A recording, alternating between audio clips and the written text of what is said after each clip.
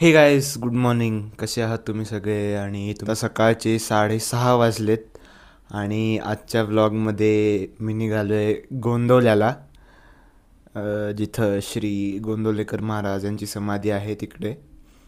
तर चला व्लॉग चालू करूया.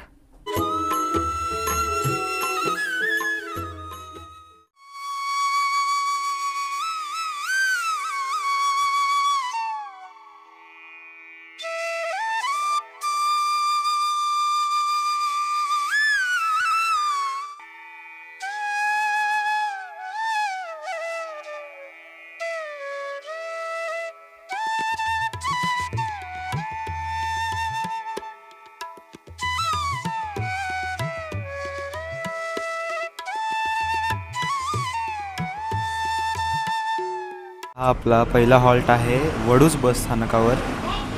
आणि आत्ता इथं मी नाश्त्याचा ब्रेक घेतो आहे कारण गाडी यायला अजून वेळ आहे. इथं मी वडापाव आणि चहा पिणार आहे आणि आता आपण डायरेक्ट गोंदवल्याला गेल्यावरच भेटूया.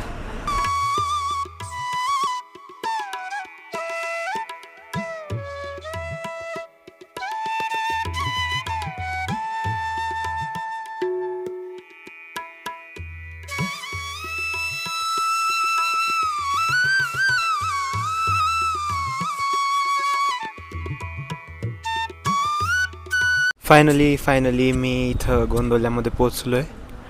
आणि ॲक्च्युली इथं पोचायला 1.5 ते 2 तासच लागतात, पण आज आता खूपच गाड्यांचा तुटवडा म्हणला पाहिजे. मला 5 तास लागले तिथं पोचायला. आत्ताच जस्ट मी इथं पायतोंड वगैरे धुतलं आहे आणि आता मी आपल्या गोंदवलेकर महाराजांचं दर्शन घ्यायला निघालो आहे. चला जाऊया. हा सर्व गोंदवल्याचा परिसर आहे. इथे इतका सुंदर स्वच्छ असा पूर्ण परिसर आहे हा. इतकं प्रसन्न इथं आल्यावर वाटतं, एक वेगळीच ऊर्जा तुमच्यामध्ये आली असं वाटतंय. मला तर वाटतंय. आत्ता सकाळचे 11 वाजले. थोड्या वेळात इथं आरती होईल महाराजांची आणि मग प्रसाद चालू होईल. हे महाराजांचं देऊळ, हा ब्रह्मानंद मंडप आहे. हे आपल्या गोंदवलेकर महाराजांचं देऊळ. चला महाराजांचं दर्शन करूया.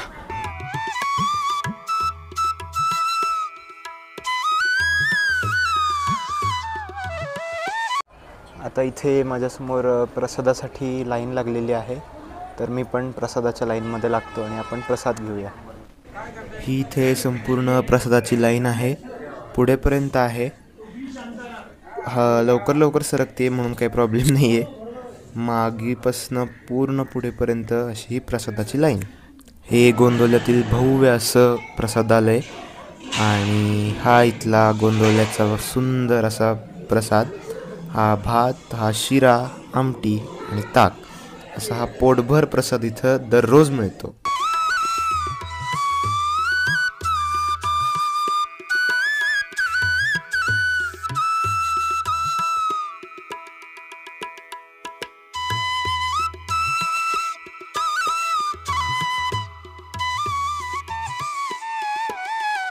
फायनली मनसोक्त आपलं दर्शन व सर्व झालेलं आहे. दर्शन झालं, आम्ही प्रसाद घेतला, तुम्ही सगळीकडे माझ्याबरोबर होता. फक्त समाधी मंदिरामध्ये आतमध्ये शूटिंग अलाउड नाही आहे, म्हणून तिथे मी शूटिंग केलं नाही.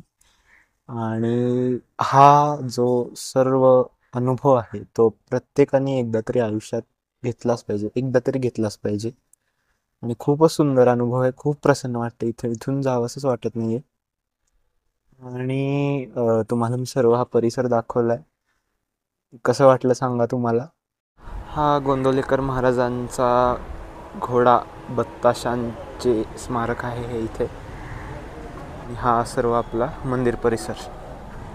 आता मी इकडनं निघणार आहे आणि गोंदवल्यात आल्यावर फक्त गोंदवलेकर महाराजांचं दर्शन नाही तर अजून 3 देवळांमध्ये जायचं. म्हणजे मला तर आईबाबांनी लहानपणापासून नेलेलं आहे. धाकटे श्रीराम मंदिर, थोरले श्रीराम मंदिर आणि हनुमंत मंदिर, या 3 ठिकाणी आता आपण निघूया.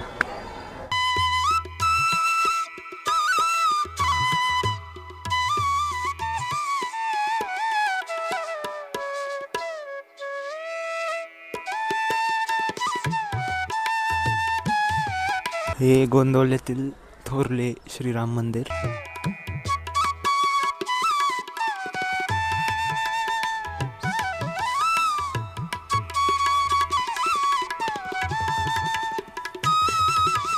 हे आपल्या गोंदवलेकर महाराजांचे शेजघर आणि हे गोंदवलेकर महाराजांच्या पत्नी म्हणजेच आईसाहेबांचे शेजघर. हे गोंदवल्यातील श्री गोंदावलेकर महाराजांचं प्रकट स्थान. छान असं हनुमान मंदिर आहे इथे. वा, माझ्या क्यूट क्यूट डॉगसाठी फूड ये.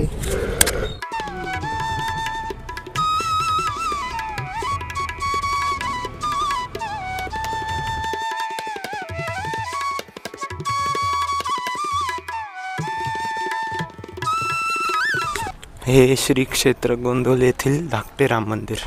नंतर इथे दर्शन घेऊन टाकायचं.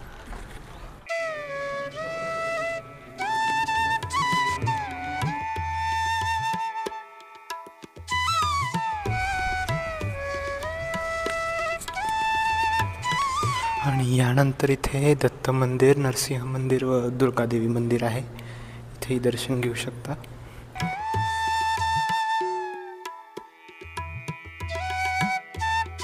हे श्री शनी मंदिर. जय श्री शनिदेव. असे हे आपले श्री क्षेत्र गोंदावले. हा हार मी माझ्या घरच्या महाराजांसाठी घेतोय. गोंदवल्यावरनं घरच्या महाराजांसाठी हार. ये, हे इथलं टी स्टॉल. इथे दरवेळेला आम्ही आल्यावर भजी आणि चहा घेतोच. आज हे बंद आहे, व्हेरी सॅड. आणि हे महाराजांची जी मेन कमान आहे देवळाची त्याच्याबरोबर समोर आहे. तुम्ही इथे नक्की ट्राय करा, बेस्ट आहे. हॅलो, ही माझी लास्ट क्लिप आहे या व्लॉगची, कारण माझा फोन डेड व्हायला आला आहे. आणि आत्ता मी आहे दहिवडी बस स्थानकावर आणि इथं चहा एन्जॉय करतो आहे. आत्ता दुपारचे 1:30 वाजलेत. 2 वाजता कराडची गाडी आहे आणि मी इथून कराडला निघणार. छान मनसोक्त दर्शन झालं महाराजांचं. खूप प्रसन्न, खूप छान वाटलं. तुम्हीही जेव्हा कधीही वेळ मिळेल तेव्हा एकदा तरी श्री क्षेत्र गोंदवले देवस्थानी येऊन दर्शन करा, तिथला अनुभव घ्या. आणि आपण भेटूया आता पुढच्या रविवारी एका नवीन ब्लॉगमध्ये. तर जर हा व्लॉग आवडला असेल तर लाईक करा, सबस्क्राईब करा चॅनलला. भरपूर जण असे आहेत, कितीतरी टक्के इथं तुम्हाला दिसत असेल, एवढ्या टक्क्यांनी न सबस्क्राईब करताच नुसते व्हिडिओ बघतायत माझे. तर चला भेटूया आपण पुढच्या रविवारी पुढच्या व्लॉगमध्ये. Bye bye.